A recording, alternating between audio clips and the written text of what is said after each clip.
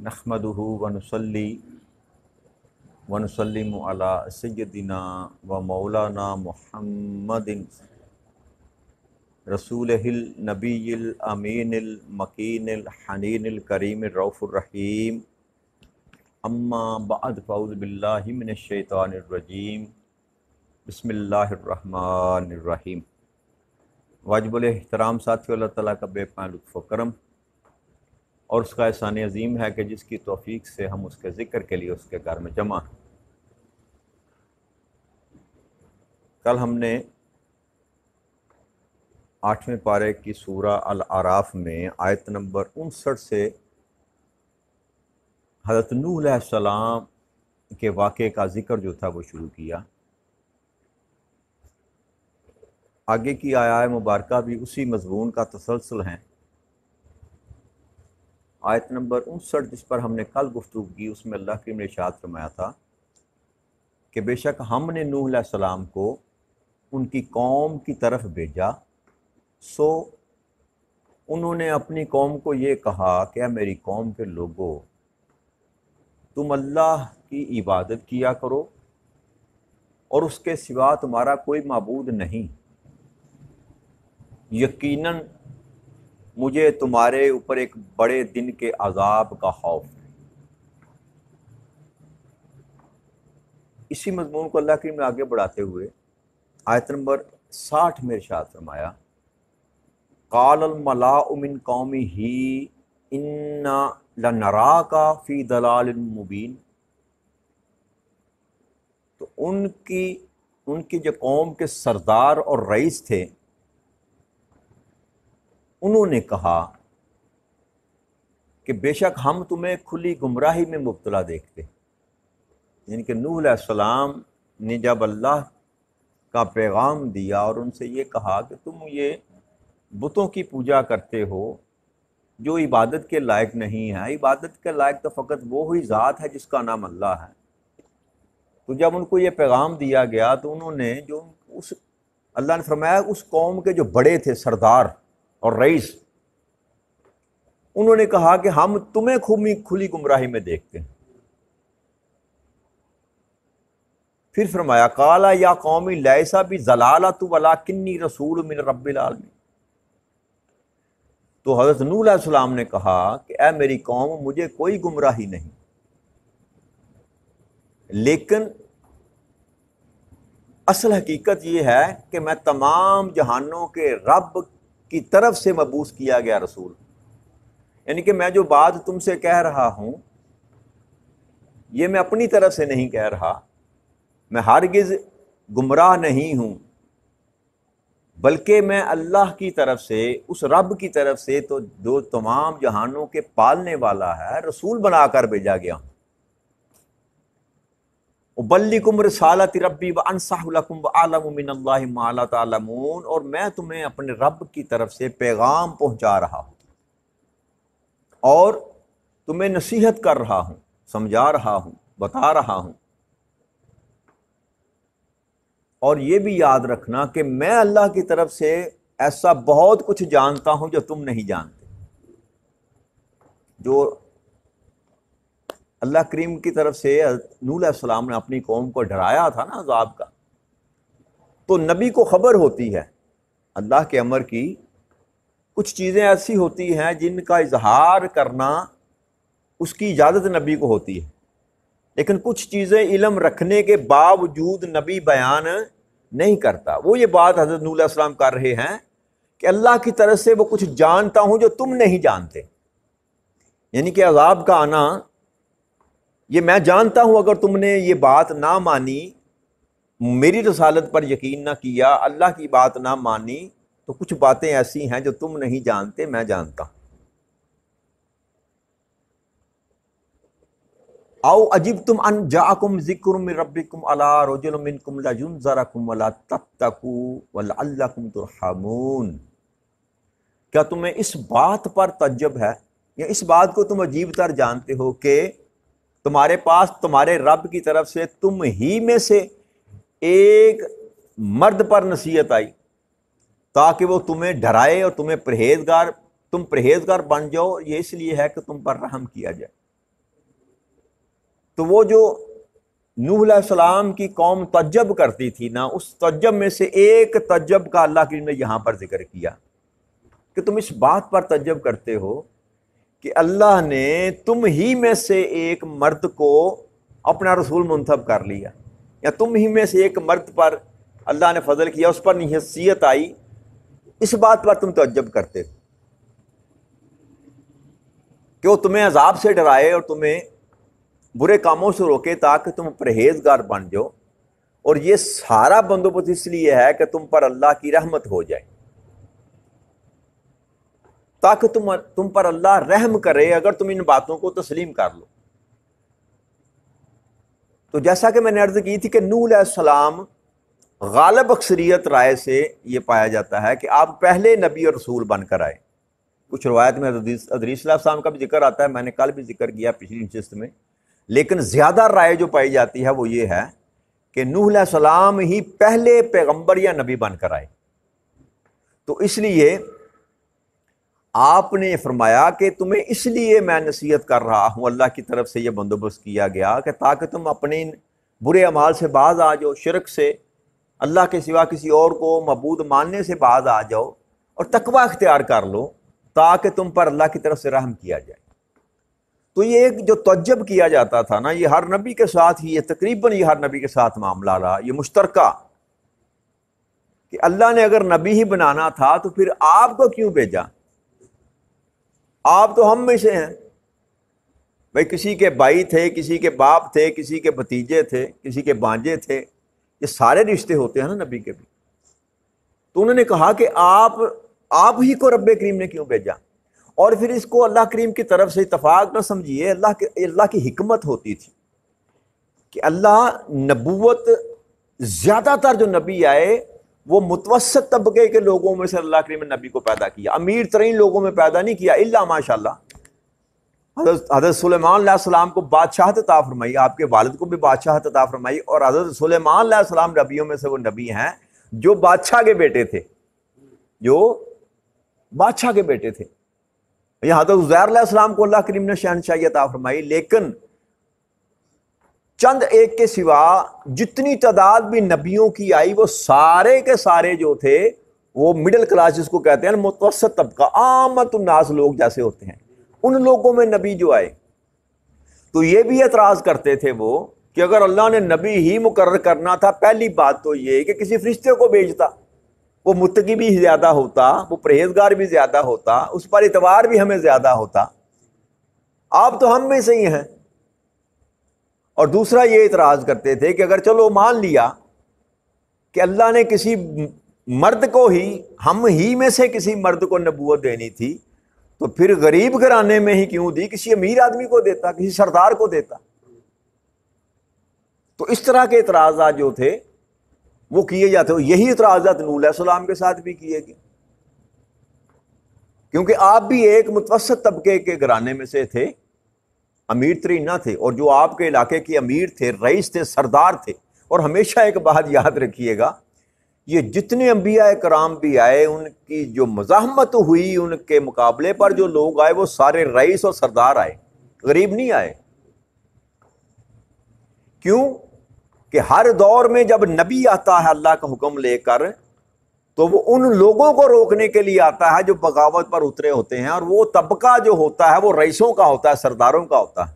زیادہ تر جو غریب لوگ ہوتے ہیں وہ تو بیچارے ویسے ہی محکوم ہوتے ہیں، جیسے سردار نے کہا ویسے زندگی بسر کر لی، جیسے وڈیرے نے کہا ویسے زندگی بسر کرنے پر مجبور جو ہوتے ہیں۔ آج کی دنیا میں بھی دیکھ لینا، یہ 15ویں صدی میں ہم بیٹھے ہیں، آج بھی ہمارے اپنے ملک کی بات کریں تو اکثریت لوگ جو ہیں وہ آج بھی محکوم ہیں یہاں پر، جگیرداروں کے، وڈیروں کے، سائیوں کے، سرداروں کے۔ ان کی کوئی اپنی زندگی نہیں ہوتی، نہ ان کی اپنی کوئی چوائس ہوتی ہے، وہ بس اتنے ہی مسلمان ہیں کہ انہوں نے کلمہ پڑھا یا کلمہ گو کے گھر پیدا ہوئے، اس سے زیادہ نہ ان کی سوچ ہے، نہ ان کو سوچنے دیا جاتا ہے۔ تو جب بھی اصلاح کے لیے کوئی بندہ آئے گا، یہ تو نبیوں کی بات کی جا رہی ہے نا، کہ نبی بھی جب کسی کو برائی سے روکنے کے لیے آیا کرتے تھے تو مزاحمت جو طبقہ کرتا تھا وہ اس دور کے رئیس، سردار اور وڈیرے کیا کرتے تھے. اور آج بھی اگر آپ کو نظر آئے گا جہاں پر بھی کوئی بندہ اللہ کے رسول کی بات کرنے کے لیے میدان میں آئے گا تو اس کے مقابلے میں جو طبقہ کھڑا ہوگا یہی دولت مند سردار اور رئیس کھڑے ہوں گے، کیونکہ ان کے مفادات کو جو ہے چوٹ پڑتی ہے. اگر سود کے خلاف بات کی جائے تو جو سود کا کاروبار کرتے ہیں وہ مالدار کرتے ہیں، غریب آدمی نے کیا کرنا. اگر تجارت میں لین دین میں توازن کی بات کی جائے، دھوکہ دہی نہ کرنے کی بات کی جائے، فریب نہ کرنے کی بات کی جائے تو یہ ان کے مفاد کو ذک پہنچتی ہے جو مالدار ہیں، تجارت کرنے والے ہیں. غریب آدمی کے پاس کیا ہے؟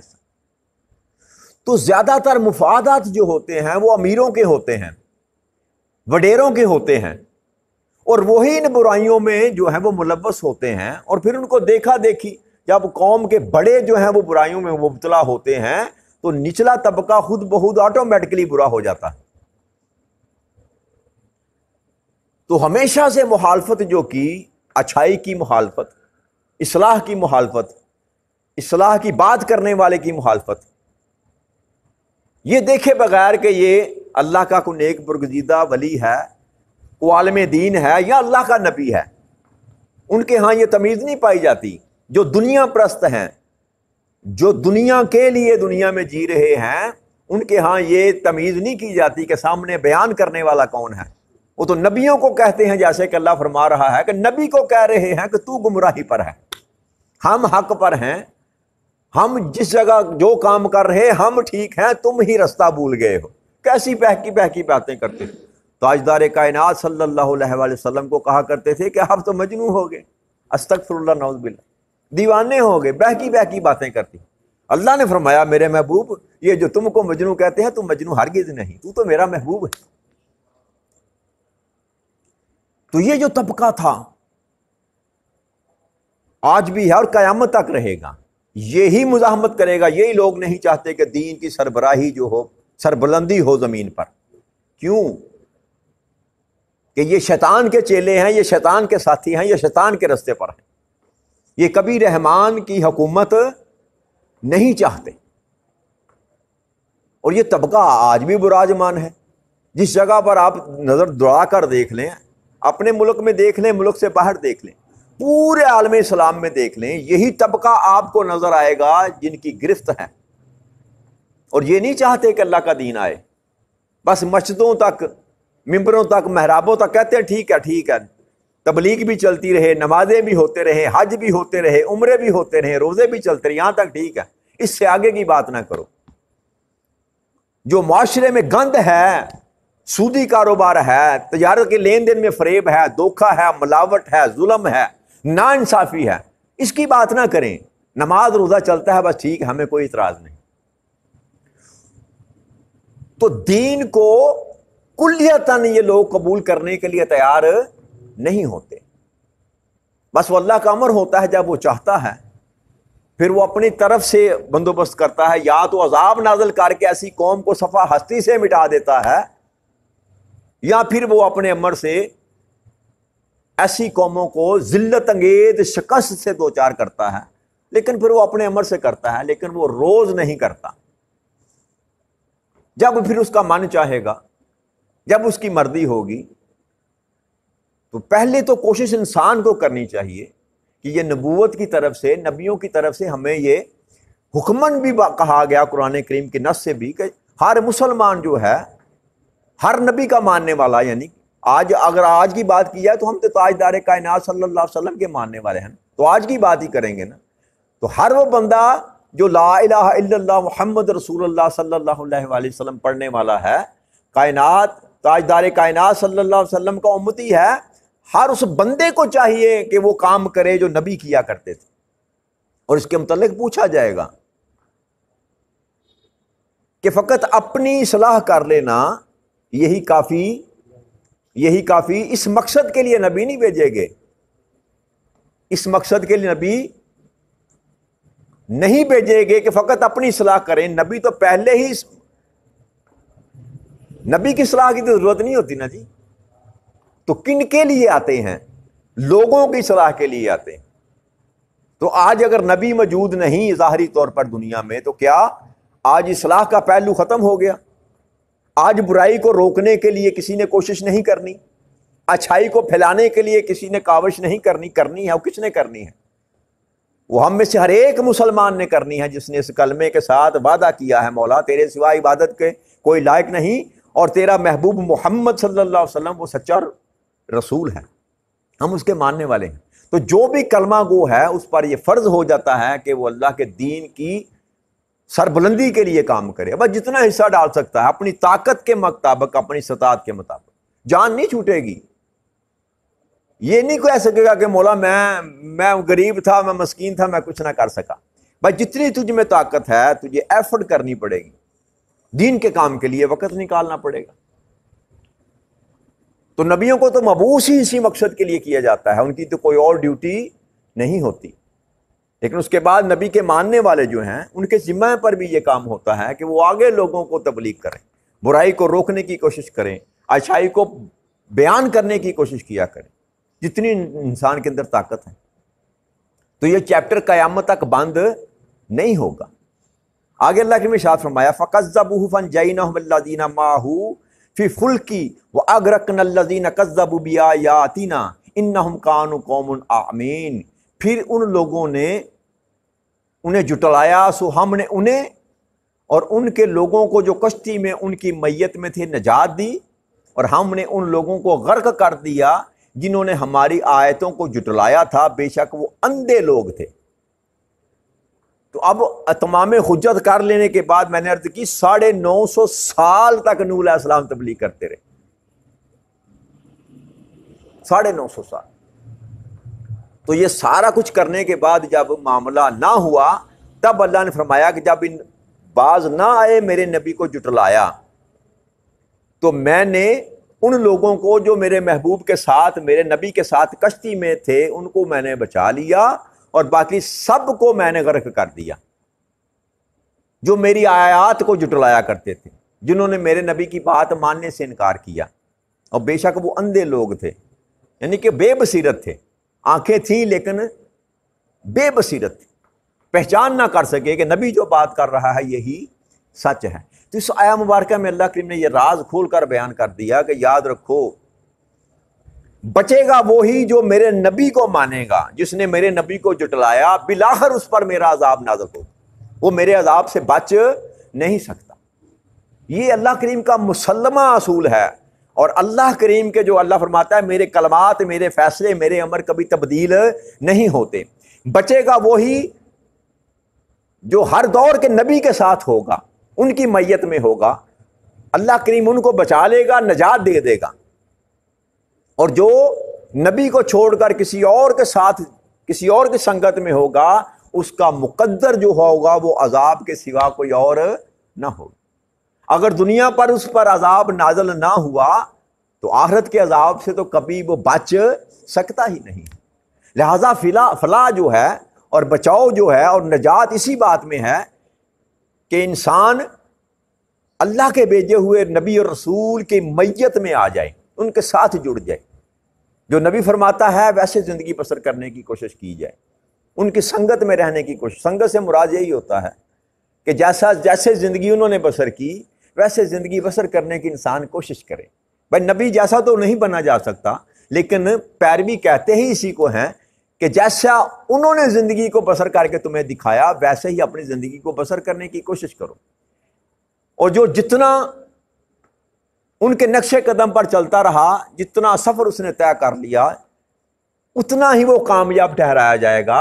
اور جو اس نقش قدم کو چھوڑ کر کسی اور طرف چلا گیا، اس کے لیے نہ نجات دنیا میں ممکن ہے اور نہ نجات آخرت میں ممکن۔ تو نبی، اور آج بات کی جائے تو کائنات میں حضرت محمد مصطفیٰ صلی اللہ علیہ وآلہ وسلم کو مانے بغیر انسان کی نجات ممکن نہیں۔ اور نبی کو آج کے اس دور میں آقا کریم صلی اللہ علیہ وسلم کو ماننے سے مراد ہے آپ کی تعلیمات کو ماننا۔ فقط یہ نہ کہنا کہ ہم آپ کو اللہ کا نبی مانتے ہیں، بھئی ہم مانے نہ مانے اس سے ان کو کیا فرق پڑتا ہے۔ نبی ماننے سے مراد یہ ہے کہ نبی کی تعلیمات کو مانا جائے، آقا کریم صلی اللہ علیہ وسلم نے جن باتوں سے روکا ان سے رک جایا جائے، اور جن باتوں کا حکم دیا ان باتوں پر عمل کیا جائے، اس کو کہتے ہیں نبوت کو ماننا یا نبی کو ماننا۔